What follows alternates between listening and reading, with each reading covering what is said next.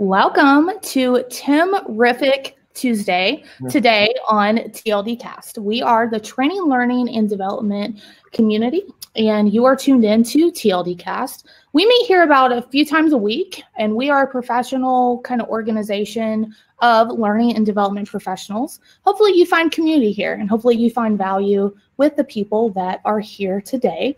And we do have a lot of frequent flyers I see on the side that have been with us for a while. And if today's your first day on TLDcast, I do want to welcome you. My name is Cara North. I am your hostess without the mostess today because I have made so many mistakes today, so don't judge me.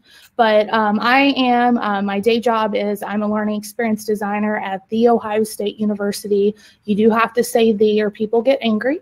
I'm also a PhD student in learning technologies, and don't hold that against me. I'm not that kind of person, I promise. But again, if you're new here, if you would just be kind enough to just drop your name and introduce yourself in the chat, and then that way people can welcome you. When we are not here live, we are actually open for business on a Slack channel, and that's open for any time for you to continue those conversations with people in the community. A lot of great conversations going on about career development, and there's copious amounts of GIFs. So if you want to go in there and get your GIF on, you can find it in the TLDC Slack. And I'm going to put that link right there, but it is just tldchat.us if you'd like to join us there on the Slack channel.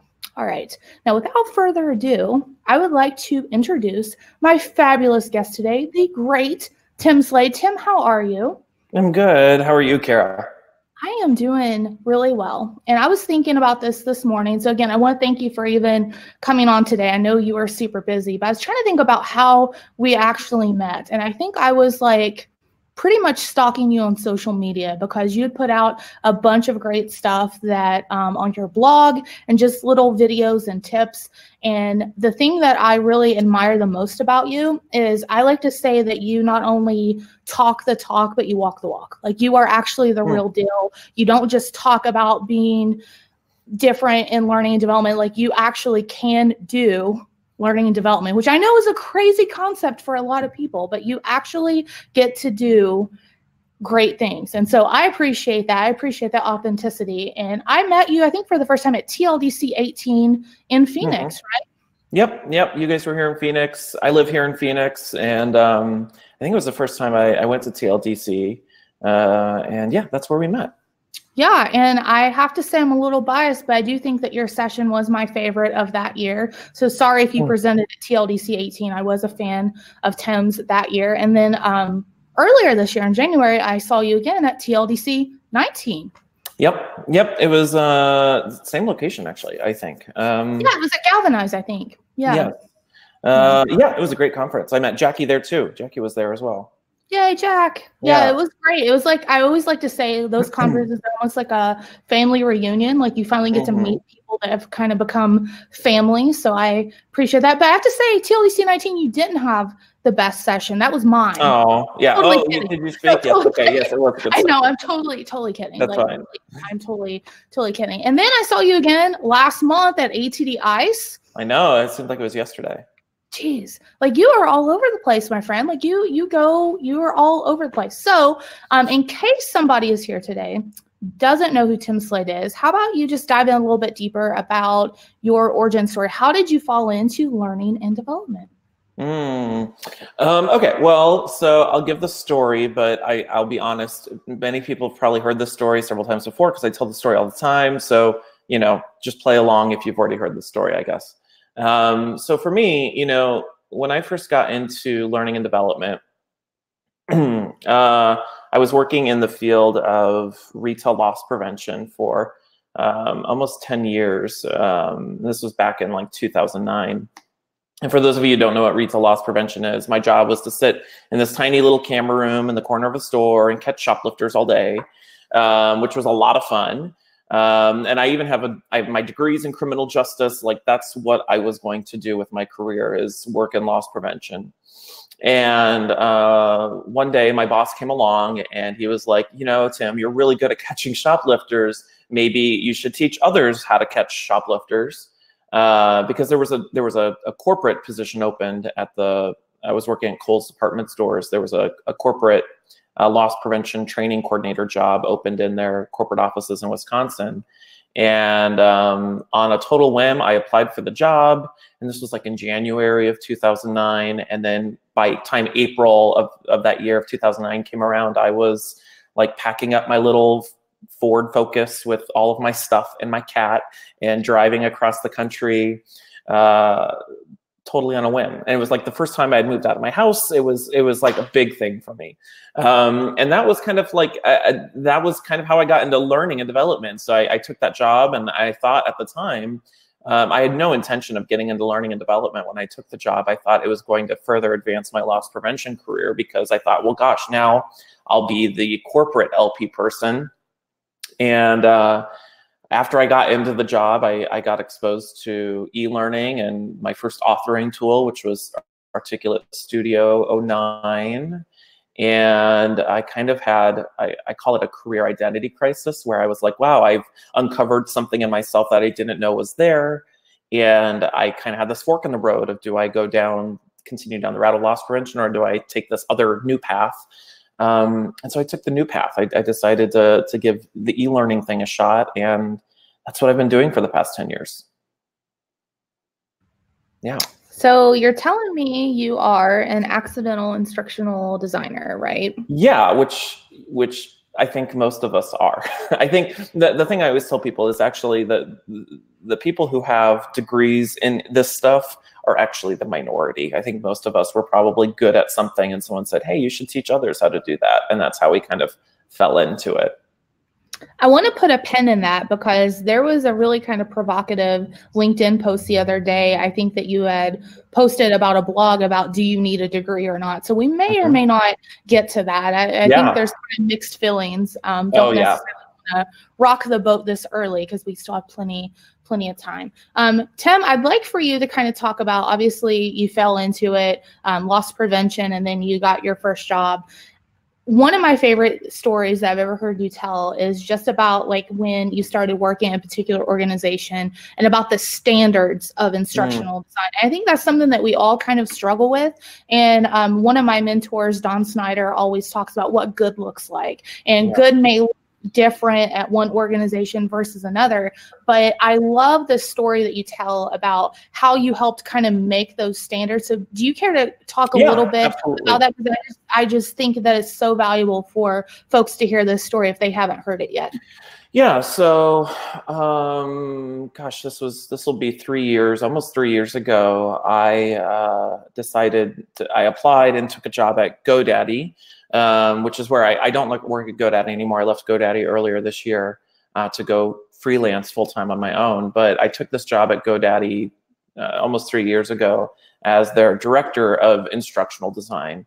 And to your point, Cara, one of the things that I think this experience made me understand this more than any other experience I've had in my career. But to your point, what good looks like is relative to the organization. And it doesn't mean that people have the right or wrong perception of what good is. Good is whatever works for that organization at that moment. And so when I took this job at GoDaddy, one of the things that I was tasked with was taking this team of, at the time it was only 4 instructional designers, and helping them learn how to be instructional designers. And even though they were creating content, they were creating e-learning, they weren't really creating content or e-learning or anything that was really causing any actual performance changes. And so I spent the good 6 months of my job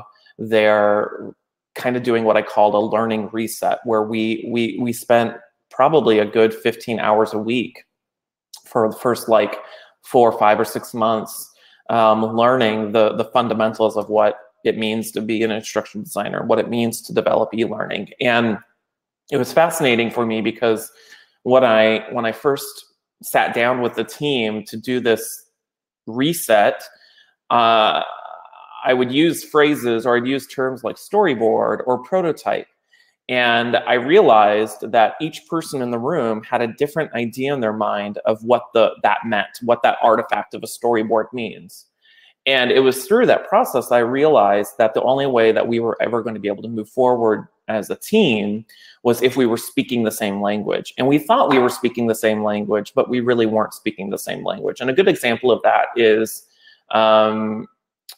if I said the word storyboard, in my mind, I have an idea of what a storyboard is, but I'm also like aware that there's a lot of different types of storyboards. But the people on my team thought, well, when I said storyboard, somebody thought of, images on a piece of paper, and some other people thought of a Word document, another person thought of a PowerPoint. And while that's valid, like if I say storyboard, I'm sure a lot of people here today think of a lot of different ideas in their mind of what storyboard means. And that's totally valid, but for a team of people who are just starting out or just starting to learn how to work together as a team, I felt it was really important that we all had a consistent idea of what a storyboard was. So I said, you know what, guys, a storyboard is a written document and it looks like this, and this is how we use it. And, we might get to the point where, hey, you're going to use a PowerPoint for a storyboard and this person's going to use a storyboard. Be great event how to evolve once we learn to speak the same language. And so I spent a good 6 months teaching us how to speak the same language and how to work together as a team and how to help our stakeholders to speak our language, and literally resetting what it meant to be an instructional designer at GoDaddy. I love that. And I think that that's a really difficult conversation for a lot of teams to even have, especially if the manager is somebody that may not have been in the trenches for a while. That's really kind of difficult to have. And I see that we have a question in the Q&A from Jack, and I think it kind of ties into what you were just talking about, Tim. And so she was curious about how do you define the difference between design docs and storyboards, like within kind of that process you were talking about? Yeah, so that's interesting. So we never used, I don't have a reason. I don't have a reason why I feel this way. I've never been a big fan of calling something a design document. We always defined our storyboard as kind of the blueprint of the course for laying the groundwork of what we're going to build. And then we would also create project plans that would probably include artifacts that would lend itself to the design, like the learning objectives and all of that good stuff. And so the things that we would create in our process is we would have a project plan and a timeline for the project so that we could really clearly define what it is we're building, what's the goal of the thing that we're building, and what's the time frame in which we're going to build it. And then we would start building a storyboard or designing a storyboard for the course or whatever it is that we were designing. The thing, it was fascinating when and I'm kind of going to go off on a tangent here for 2 seconds, but there was a lot about storyboards that I learned as I was teaching this team of new e-learning designers. There was a lot I learned about the value of a storyboard when it comes to the development process. And one of the things that was most valuable for me, and I've used this analogy in my book and online and blog posts and whatnot, but the thing that was most impactful for me was that when I say a storyboard is like a blueprint for a house, I don't say that as kind of a fun analogy to get people to understand it conceptually. Like, I think it's a fundamentally important aspect of designing a course is designing some sort of blueprint. And the reason why we felt that that was so important as part of our process, and the reason why I'm such an advocate for things like storyboards, is, this house that I'm in, the house I live in now, I built this house. I didn't build it, but we had it built like a year and a half ago. And when you build a house, people don't just go out to a site and say, okay, build the house, right? There's so many questions that have to be answered, like how big is the house and how many rooms are there going to be in the house? Is it 1 story or 2 stories? Is it modern, or is it, craftsman style? And you can't just start building a house and then determine like, oh, that's what the house is going to look like, because what if I want to move the kitchen, right? You might have to rebuild the house. And the same thing applies to building a course. And that's why I'm such an advocate of a storyboard, is because when you're designing a storyboard, it's like a blueprint for your course. And if a subject matter expert decides, or you decide, hey, I want to move this content, or I really want to change it, it's really easy to do that with a blueprint versus a completely developed course. Which, that could spawn into conversations and debates about rapid development and all that stuff. But I don't know if that answers your question, Jack. Jack, let us know in the chat if that answers your question. And I want to follow up. Oh, she said yes. Great. Okay, I want to follow up to something great that Rubina put in the chat, talking about the importance of standards and how it helps us be seen more serious with our stakeholders and our subject matter experts. So can you talk a little bit about that process? Like, what was that like during all of this? Yes. So I wish I could show it. I don't have it with me. One of the things that I've learned over the years about working with stakeholders is the importance of giving a sense of structure, even if you really don't have structure, because it instills confidence, right? So the thing that I've learned about working with subject matter experts is if you start going down the process of building a deliverable, an e-learning course, an instructor-led course, a job aid, whatever it is you're developing, and you're developing it so that you are ideally solving some sort of performance issue for your stakeholders, right? If you don't give the sense to them that you know what you're doing, they're probably going to end up micromanaging the project. And the reason why that is because if you're truly addressing a performance issue for them, they have skin in the game. And because they have skin in the game, they don't want your thing to fail, right? Because you're designing something for them that hopefully causes, on paper or some financial benefit to them. And so one of the things that when I was at GoDaddy, and I do this today, is I have a really well-defined process that I communicate to my stakeholders. And we did this at GoDaddy. We created like a one-page high-level document that explained, like, we're going to have a kickoff meeting, and this is what we're going to do during the kickoff meeting. And then we're going to do a storyboard for you, and this is what a storyboard is, and you're going to have 2 review cycles. And then we'll do a prototype, and this is what the prototype does, and you'll have 2 review cycles. And we're going to develop the course. And we outlined this process for them to give them a sense of, like, we know what we're doing. We're not just making a PowerPoint. We're actually building something that's a little bit more intricate. And so we have a process for how we do things. And by doing that, it did a couple of things. It helped communicate to our stakeholders. It helped them speak our language. Like, if we were able to define on paper what a storyboard was, when we would go to review cycles and talk about a storyboard, they knew what we were talking about. And so establishing those standards helped instill confidence from our stakeholders into us about what it was that we were doing, and it also educated them about the development process as well. And that's, I guess, the other point that I'll kind of jump off with that I've learned too, is that so often we work with stakeholders or clients and we just assume that they have participated in the development of an e-learning course before, and frequently they have never developed anything in their lives before. They don't know what it means to develop a prototype or develop a course or what a storyboard is. And so it's super important that we educate our stakeholders about our processes and what it is that we're doing, so that we can bring them along on that journey towards developing whatever it is we're developing. Absolutely, especially when it's kind of new to them. And obviously, a lot of times, and Clint Clarkson, if you haven't seen his Disrupt HR talk, it's one of my favorites. I'll get the link to put it in the chat. But he said something that's really kind of stuck with me about people hate what we make so much they'd rather stay at work. Like, it's almost like a punishment a lot of times to take an e-learning module or go to a training. So in order to kind of flip the script and get them kind of involved in that process, being able to set these up, I think that's genius. And so many people don't think about doing that. It's more, oh, well, you're in my world now. This is my baby. Don't want to get people involved with it. So when you were kind of leading the charge in this, did you have any pushback from management or people like, what are you doing? Yeah, we had a lot of pushback because what the team was doing previously was fulfilling orders, right? So if somebody wanted a course on that hot topic of the week, they would develop a course on that hot topic of the week. And so it was a big challenge. And I'll be honest with you, it took like a good year to turn that ship of not being order takers to being strategic consultants, performance consultants, whatever you want to say we were. It took a lot to do that because all of a sudden we were taking away their candy, if you will. We were taking away their ability for us to just build a course for them. And so, yeah, that took a lot of work to turn that ship, and it was not fun, and it involved a lot of nasty conversations and heated conversations with these stakeholders.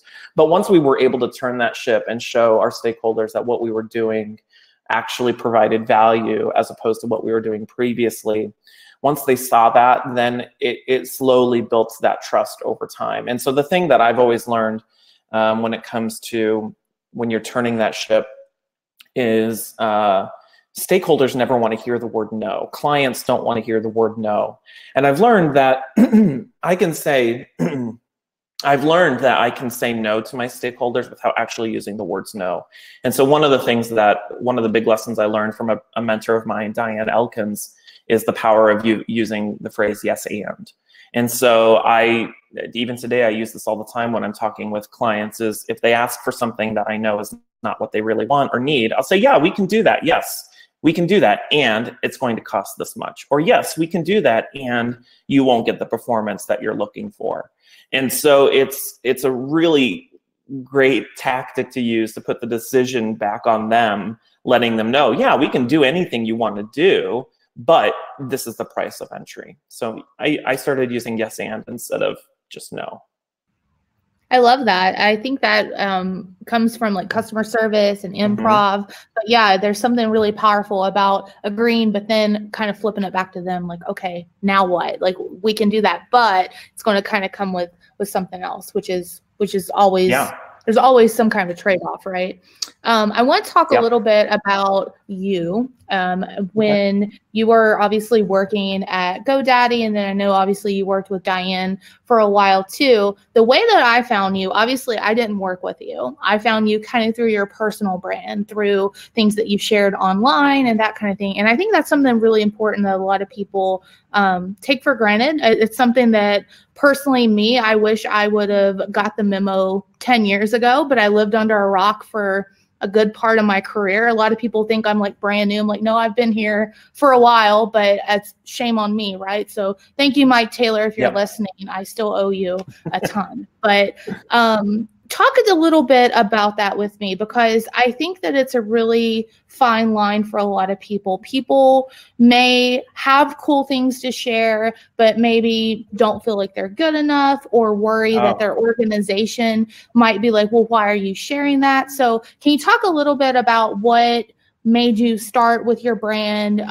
Really, again, I think you're really innovative with it, just the way that you handle it. But then also, I think we're going to kind of go into how you ended up with your book too. So if you kind of start with the idea of how you started sharing and building your brand, those decisions, and then going to the book, I think would be really interesting. Yeah, you know, when I was really early in my career, when I was at Kohl's, and that was my first entry into learning, I had so desperately at the time, I was so excited about this thing that I realized I was passionate about, and I wanted to create a blog and do all the things I'm doing now.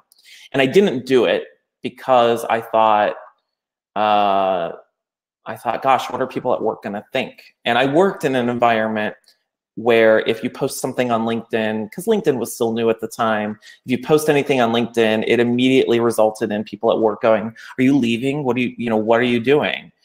And so there was a little bit of that, but I also had this weird sense that because, and nothing against Kohl's, like it's nothing against the organization, because it's a great organization. But I had the sense that because Kohl's, the organization where I was working at, was where I was introduced into this thing of e-learning and my talent, I had this weird warped sense that they had some proprietary ownership over it. And so when I left Kohl's in 2012, I realized that they didn't have any ownership over the talents that I had discovered and nurtured and grown while I was at Kohl's. Kohl's contributed to it, but they didn't own it. And so when I left Kohl's, I realized that I got to take all of that with me, all that experience and all that knowledge that I could share with other people. And so sometimes when you leave a job, even if you're leaving on good circumstances or bad circumstances, regardless of the situation, sometimes it can be the best thing for you, because you learn so much retrospectively about what you want in a job, or what you want or what you don't want out of a manager, or what you want to be or what you don't want to be in a leader, as a leader. So when I left Kohl's, I realized, oh, I can actually share all this stuff with people.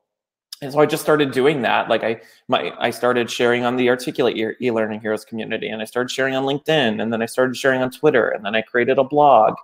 And the thing that and I mentioned this in my book as well, I think in the foreword, is I feel like I should talk more about this. I'm really not an expert in anything. Like, I'm not really an expert e-learning designer.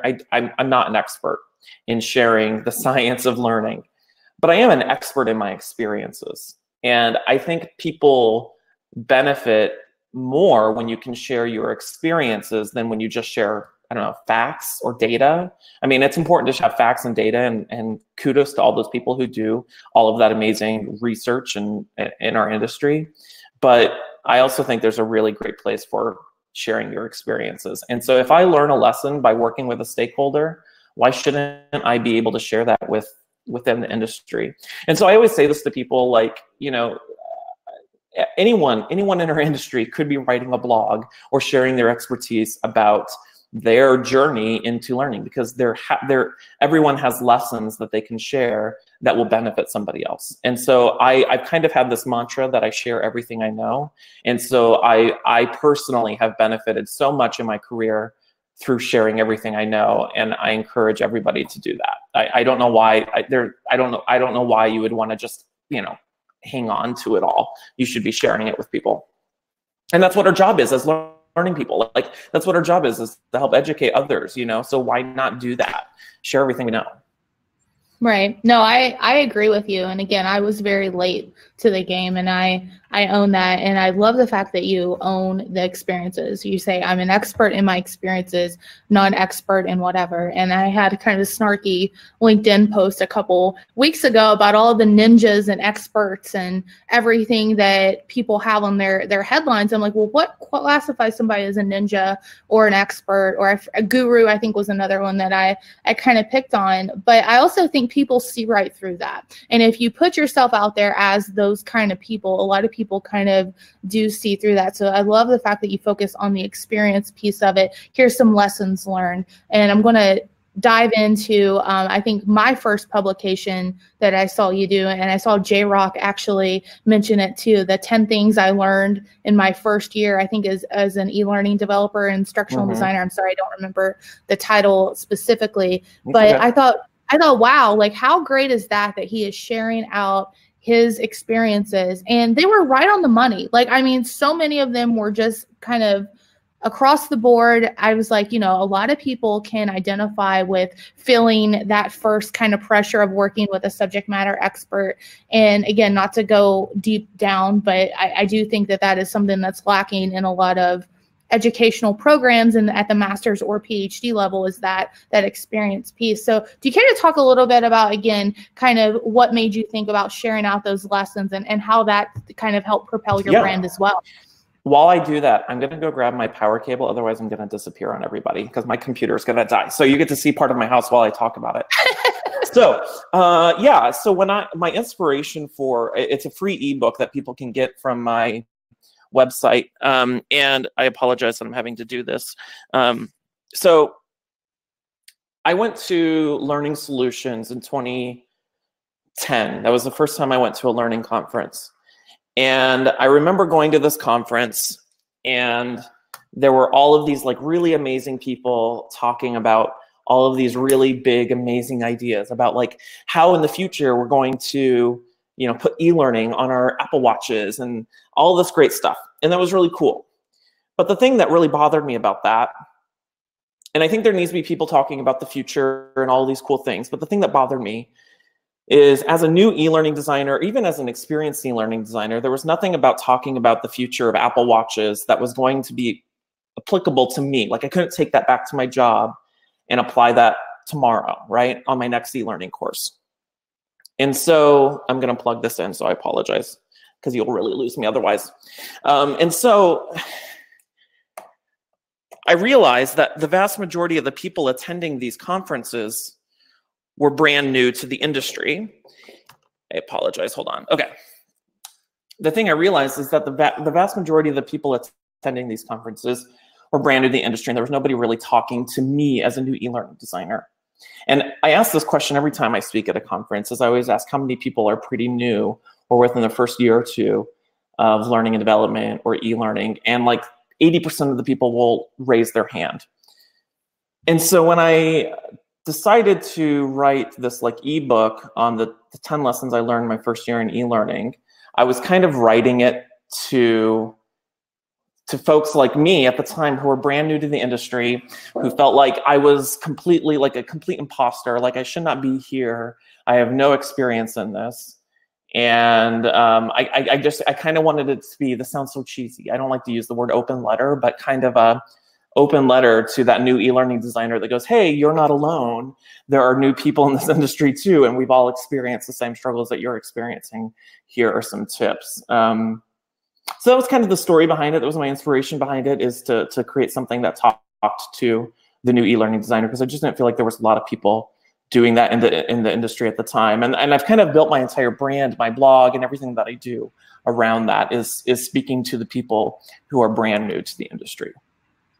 And what's the response been to that? Have you had a lot of people reach out and say thank you, or how has that been? Because I also think that there's a level of vulnerability when you put something like that out there.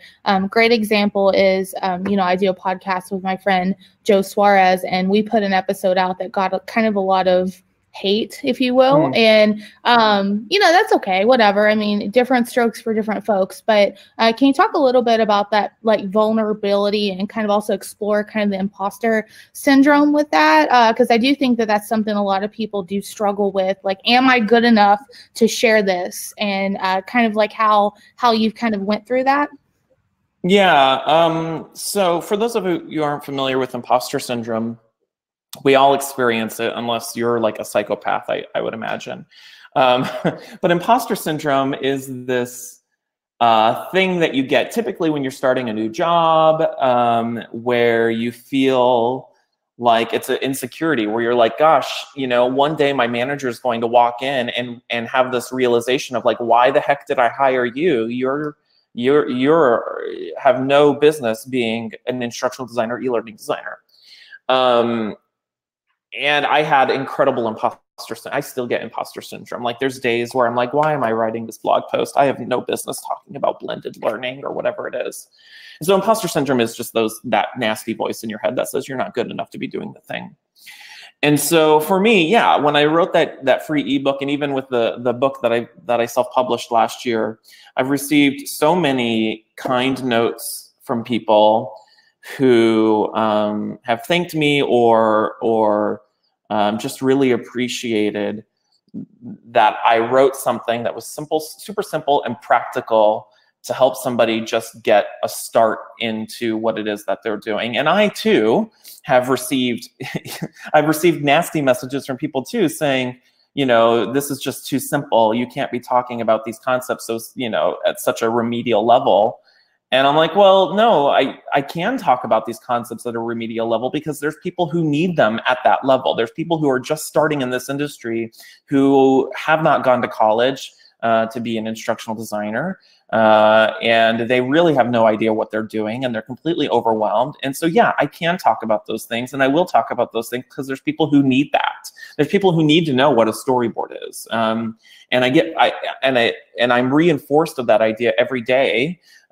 When people comment on my blog and go, oh gosh, this is exactly what I needed. I think there's I don't know if she's here today. There's this woman on LinkedIn, I don't know her last name. Her name is Rita, and she was trying to figure out what type of storyboard to use. And she found my blog post for that. Or people at conferences, most of those people are new. And so, yeah, the response to that has been good. And I feel it's so important that there's somebody talking about, or not just somebody, but that we in the industry are talking about really practical information for people who are just starting to do this stuff.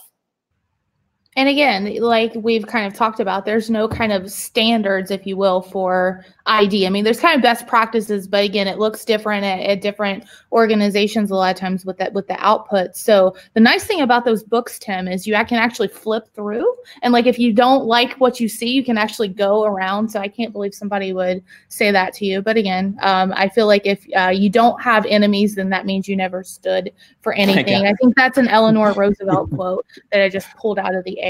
But now I want to get to kind of where you're currently at in your career. So this past year, again, congratulations, you have flown the coop and you are out on your own. So let's explore that a little bit. And I guess the first question is, how did you make that decision? Oh gosh.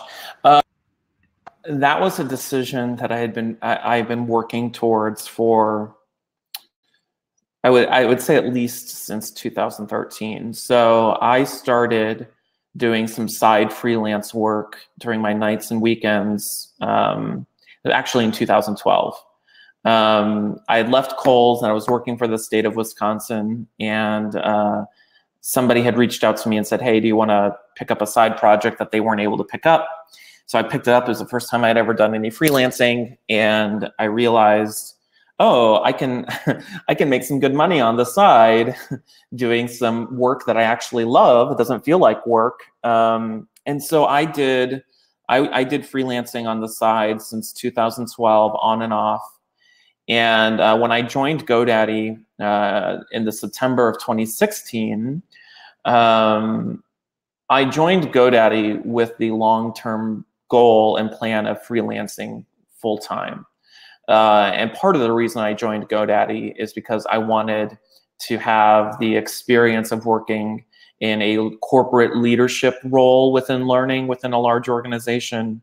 I wanted to have the experience of managing a team. And then I also needed to build my financial cushion so that I could ultimately freelance full-time. And then I also needed to spend some time building my brand.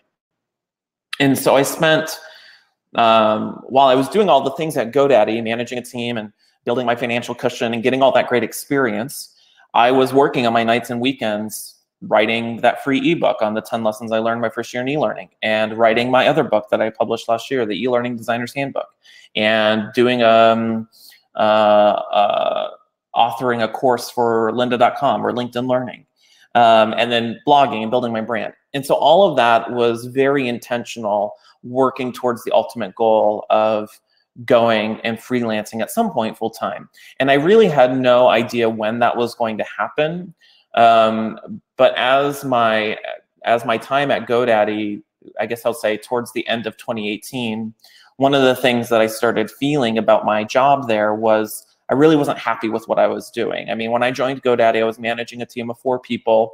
And then by the time I left GoDaddy, I was managing a team of 12 people, all as far east as Munich, Germany, and as far west as Seattle, Washington. And I was spending the most of my time filling out paperwork and doing performance reviews and having performance conversations. And there was a point when I was at GoDaddy where I hadn't even touched Storyline for like a year. And so I had this kind of, I don't know, coming to Jesus moment with myself where I said, I'm really not happy with what I'm doing. I don't know if I'm ready to freelance, but I'm feeling more prepared than I ever have been before. And so over the Christmas holiday break of 2018, between 2018 and 2019, I spent a lot of time like really evaluating the idea of what would it feel like to freelance full time. So what I did, I had 2 weeks off at the end of 2018, and I just pretended to myself. I pretended I didn't work at GoDaddy anymore. I pretended I was a freelancer so that I could kind of sit with that feeling and go, what does this feel like? Am I freaking out? Am I okay? And I felt really good about it. And so when I got back from the holiday break, me and my boss, we had a conversation about it. He knew that that's where I was headed. I mean, he knew that when I joined GoDaddy, it wasn't a secret. And so we kind of we kind of designed this exit plan from January until April. And we announced it to the team probably in early March that I would be moving on. And so it wasn't like just a quick decision. And I don't think anyone who's interested in freelancing, I would never encourage it to be just a quick on the fly decision. It's something you have to work towards and think towards and plan towards over a period of time. And so, yeah, here's what I will say about it. Every time I've started a new job or a new venture or gone down a new path in my career, usually like a week in, 2 weeks in, maybe a month in, and we all experience this, where you have this kind of freak out where you're kind of like, WTF, what did I do? I want to run back to my comfort zone. I'm freaking out. I shouldn't be doing this. I always have that. And this is the first time in my life I've never had that. I haven't had it once since I've leaped into freelancing. And so that's how I know I made the right decision. Mind blown. Yeah. That's great. I mean, how many people can say that? Not very many, right? So kudos to you. And J-Rock and I are kind of on the same wavelength about how wonderful it was that your boss worked with you. I'm really kind of surprised to hear you say that about the exit plan or whatever, but it sounds like everybody was on the same page and everything worked out well. So I don't know if necessarily that would be the norm, but I'm really glad that you had that experience. Well, let me say something about that, because I think that's a lesson that we can all learn from. So when I joined GoDaddy 2.5 years ago, almost 3 years ago now, one of the things that I did going into that job, and I would encourage anybody to do this, I had a really honest conversation with my boss at the time when I was interviewing, and I said, hey, his name's Darren. I said, Darren, if you're going to hire me, I come with baggage. And that baggage is I have a blog and I go to conferences and I am involved on LinkedIn. And if you want me, that's the price of entry to have me, is you need to be willing to support those things. And I was really upfront from the get-go about what I'm about, what I'm interested in long-term. I wasn't, I kind of had this plan in my mind when I went to GoDaddy that I'm going to be 100% me. I'm going to be 100% authentic. And if they don't like that, then this isn't where this is where I shouldn't be in the first place. I wasn't going to edit myself for GoDaddy. And so I went into that being really transparent about this is who I am. I'm going to write a book and I'm going to spend up my nights and weekends doing things that have nothing to do with GoDaddy, and you need to be okay with it. And so that was the most liberating thing I think I've ever done. And I would encourage anybody, if you're looking to go into a new job, don't BS people about what you're looking for or where you want to be in 5 years. I hate when people do that, when they say where you want to be in 5 years and you feel pressure to say, well, I hope I'm still here. No, you probably don't really hope you're still there. You probably hope you've won the lottery or started your own business. And so be brutally transparent. And if they hire you, even after you've been brutally transparent, then you know you're at the right place. If you're just tuning in, this is Unfiltered TLDcast with Tim Slade.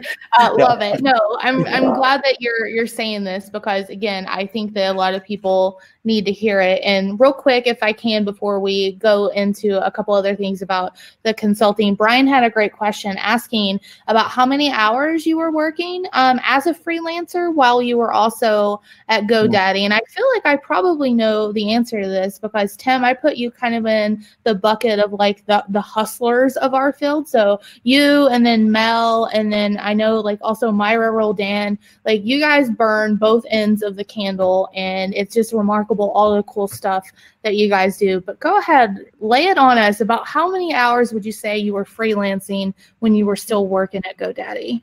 So when I was freelancing, that's hard to answer, because I was balancing my time between doing some freelance work and also some just investment of time into my brand, like writing the book, right? So I don't have a firm answer on this, but I will say there were weeks where I felt like I probably killed myself, like writing my book. Like, for example, when I wrote my book last year, I'm not saying that to plug it, but when I wrote my book last year, that was, I literally felt like I killed myself. Like I was working, I'd get home from work at 5, and then I would eat dinner, and then I'd work from 6 to like 11 o'clock at night writing the book. And that went on for months. And so whether it was working with a client or doing something for, investing time in myself, there wasn't a day or a week where I didn't feel pressured to write a blog post or put something together or create a video or do something. And there's this really great, I don't know if it's an analogy or a metaphor. I always get those mixed up, but I always, sharks, this is a weird story, but sharks have to constantly keep swimming through the water so that they get water going through their gills so that they can breathe. Sharks never stop moving, because if they do, they'll die. And so I kind of live by this idea that if I'm not producing something, contributing, doing something, I get really bored really quick. Like even now, I don't spend my evenings and weekends. Like, it's very rare you'll find me just sitting on the couch watching TV. And I'll do it sometimes, but there isn't a weekend where I don't find myself in Starbucks or in my office working on a blog post or doing something. I'm constantly moving and trying to produce something. Otherwise, I get bored and restless. And I don't know if that's an unhealthy workaholic in me, but I'm constantly doing something or thinking of something that I should be doing. And if I'm not, I feel guilty about it. Again, I'm glad that you feel comfortable enough being honest with us about that, because I think that a lot of times it's kind of romanticized, like, oh, look at Tim, look at all the stuff that he's put out. But it's like that iceberg analogy, right? That people see like the peak of the iceberg and your success and accolades, but they don't see all of the hard work, the burning of the hours in the evening. They don't see all of that factor in to your success. I'm really glad that you brought that up. Couple of quick questions, because again, we're kind of almost getting to the end of time, which is crazy. It has flown by today. Let's say that you're looking to be a new consultant in learning and development. Mm-hmm. What would you say is kind of the number one pitfall or the biggest mistake that you see a lot of people making out there as consultants? And when you say consultant, do you mean like freelancer? Sure. Okay.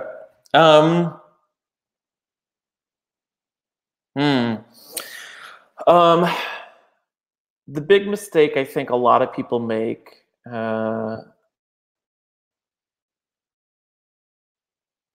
Simon, who's on today, he and I were at ATD's headquarters last week planning the 2020 TK conference, and I mentioned this. I mentioned it in a much cruder sense than I'll mention it now. But one of the things that I always find fascinating is I'll talk to people who are freelancing or wanting to freelance, and they're just not getting any clients.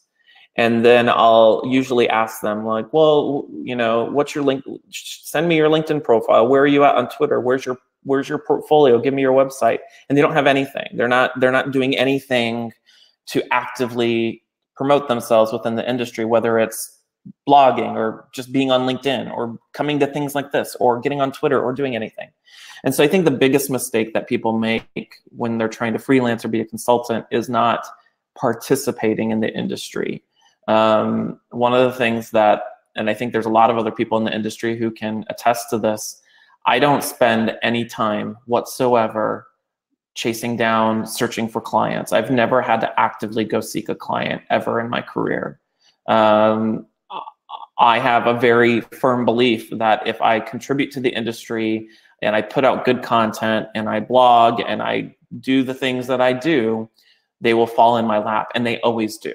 Every client that I can only think of like one or two clients I've ever had who this wasn't the case, but all of my other clients, it's always, oh, I saw you speak at a conference. Oh, I read this post. Oh, I picked up your book, or something along those lines. Like I feel like if I put myself out there, the rest of it takes care of itself. Great tips. And I know let's see, what is CLO of Bluetooth Sig, Mary Kropp, that is like her ride or die, like her biggest pet peeve. She's always about portfolio. So yeah, I completely and even if you're not wanting to freelance, this is another thing that I've learned is that our industry has made a huge shift towards portfolios. Like even if you're looking to get a job, a portfolio is way more valuable than your resume. I mean, when I was hiring people at GoDaddy, I really didn't care about their resume. I wanted to see their work, because I think our industry has shifted to right, wrong, or otherwise. Like I don't care about, and for those of you who, and I know this is a heated conversation to talk about, but it's great if you have a master's degree. It's great if you have a PhD or you have a bunch of certifications. That's awesome. But I want to see what you can do. That's what's really important. What can you actually do for me today? And so even if you're not looking to freelance, having a portfolio, like it's a must, and it's easier than ever nowadays to get a .com, get a website, and build a website without having any coding experience. It's easier than ever to do that nowadays. I try to keep a straight face. It's not great to have a PhD or work on one. I'll just leave it at that. J-Rock has a great kind of chicken and egg question for you. So he is curious, speaking gigs first or ebook / Udemy course first? Speaking gigs first, or oh, okay, I can answer this. I say speaking gigs first because I'll tell you why. So writing a book, creating an ebook, creating even a blog post is a lot of work. And it's really hard to take an idea that you want to talk about and figure out how do you structure it into a nice, pretty package like a book. But and it's hard to go even what's my personal take on a given topic? Like how do I make this unique? You know, what's my take on it? So the thing that I do is whenever I speak at a conference, I'm actually piloting ideas as I'm speaking. So I'll go speak about a topic, and then I'll speak a bunch of times about a topic. And through that act of speaking about a topic at a conference, my idea, my take on a given topic is evolving and changing in that moment. So a good example of this is like when I was at ICE a couple weeks ago, I did a really, really cool session on, I don't know why I'm saying it's a really cool session, but I was really happy with it. I did a session on visual design for learning, and I've done this session like 10 times before, but I decided like 2 hours before the session, I really wanted to redo my PowerPoint. Like I was tired of it, and I had a new thought process and a different take on it. So I completely re-engineered my presentation because I realized that after I talked about this thing like 10 times, my ideas of what I really wanted to say evolved. I realized what I really wanted to be saying. And so through actively talking about it at conferences, you essentially establish your take on it. And so now I kind of have a blueprint on how I might want to write a book or create an online course or create an ebook or write a bunch of blog posts on a given topic. So I say speak first because it helps you really uncover what your unique take is on that given thing. I don't know if that makes sense. Great advice. No, great advice. It makes complete sense. And with our last few moments here, because my show on TLDCast is about learning technologies, I do kind of probably need to talk about learning technology. So what are your go-to tools? So what is in Tim Slade's toolbox right now as far as tech goes? What are some of your favorite tools right now, and why are you loving them? You know, this is an interesting question because I always think people expect some like remarkable thing to come out of my mouth or anyone's mouth when they ask this. The tools I use on a daily basis are pretty simple. Like I use Storyline on a daily basis, and I use Camtasia on a daily basis, and I use PowerPoint on a daily basis, and I use Adobe Illustrator on a daily basis. Like those, if there were like 4 or 5 tools that I use every single day, it would be those tools.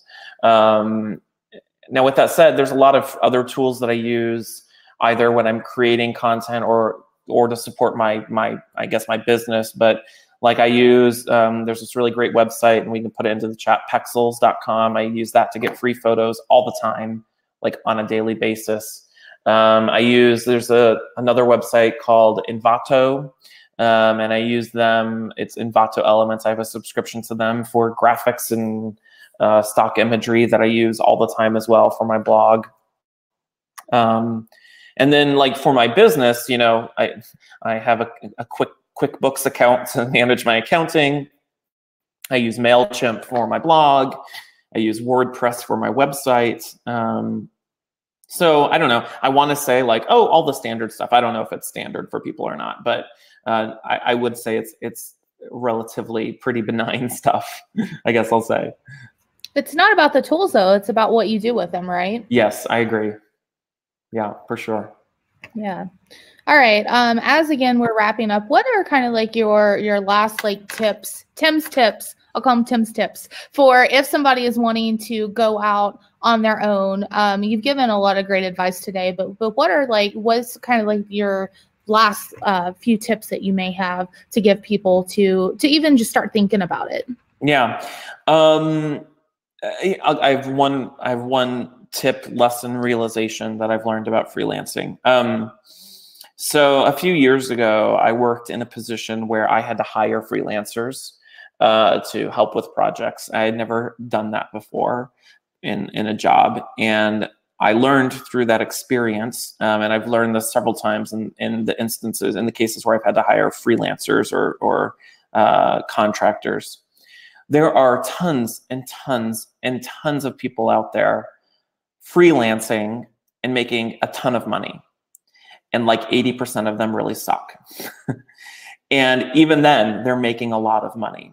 And so if you feel like you have the talent for it, then do it. Like, just, don't just quit your job today and do it. Like, make a plan towards it and make it a real thing. Because there's tons of people out there making a lot of money and doing not that amazing of work. And I don't mean that to be a dig at any one person at all. It's just been my experience. Like, it's really, really hard to find talented freelancers out there for projects. And so if you have talent, put it to use. Start freelancing on the side. The reality is that none of us have any idea what the heck we're doing. Like, there aren't anybody who has mastered what it means to be a freelancer, or they're mastering the process of contracting or e-learning design. Most people started doing this having no clue what they were doing, and they just kind of figure it out along the way. And so if you have a talent for it, do it. Don't wait. I think I've composed myself now. I was like losing it when you were saying that, because I mean it is so true just what kind of people are making out there. And Kristen had a great comment in the chat saying that all the wrong people have imposter syndrome. Yes. Oh my gosh, that's so true. All the wrong people have imposter syndrome. Yeah, you're right. Yeah. All right. Again, Tim, thank you so much for being here with us. Where can people find you? So I know you have some keynotes coming up soon, and where can people find you? And you want to talk a little bit about your keynotes coming up? Yeah. So, I mean, you can find me at timslade.com. That's where all of my stuff is. So that's pretty simple, but I'm on LinkedIn and Twitter. So yeah, I'm going to be keynoting at your ATD conference in Ohio. And is it September? Is that right? Yeah, September 17th. Yes. So I'll be in Ohio speaking at your annual ATD conference. And then I'll actually be headed like the same day after I'm done speaking at your event. Then I'm going to be flying down to Tampa and speaking at their annual conference at the Tampa ATD chapter as well. And then I'll be at DevLearn, and I'm speaking. I don't know if there's anybody from South Africa here, but I'll be at a conference in South Africa in August, which is going to be a really long flight. So yeah, but timslade.com. Great. Well, again, thank you so much. If you haven't connected with Tim, I highly recommend connecting with Tim. And again, if this is your first time at TLDC, please come back. We'd love to have you in the future. And please connect with us on our Slack channel if you'd like to be part of continuing the conversation. And with that, enjoy the rest of your Tim-rific Tuesday, everybody. Hope you have a great day. Thank you so much.